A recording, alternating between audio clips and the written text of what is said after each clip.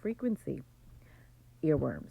So I was just sitting here thinking about like why is it that we get songs stuck in our head? Like why is it that we could just be minding our business and doing stuff and then a song will come up in our head or we're in a situation and a song will pop up. And the Lord had me look up what the scientifically in what the psychologists classify this as, and they classify it as earworms.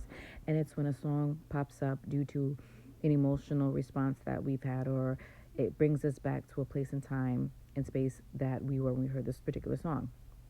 And it really puts the emphasis on how much music and frequency and the keys and the strings and music can have such an effect on one being.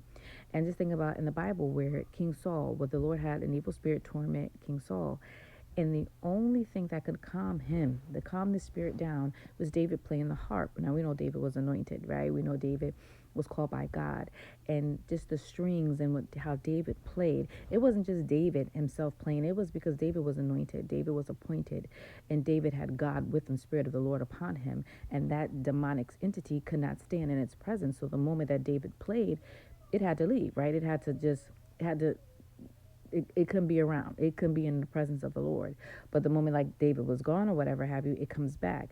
So this is why it's very important. And again, check that story out. But the reason why this is so important, and I was just like thinking about this because we have to really see how an effect music can have on us.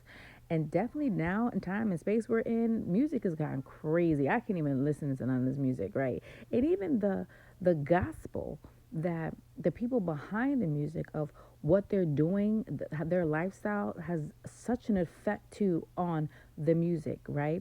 What they're doing when they're recording, how they do to prep to record, the spirit behind them as they're you can sing about God all day long, but if you don't have the Spirit of the Lord within you, if you're not led by the Holy Spirit, and you're not allowing God to dictate everything within your life and your movement, you'll be singing His name in vain.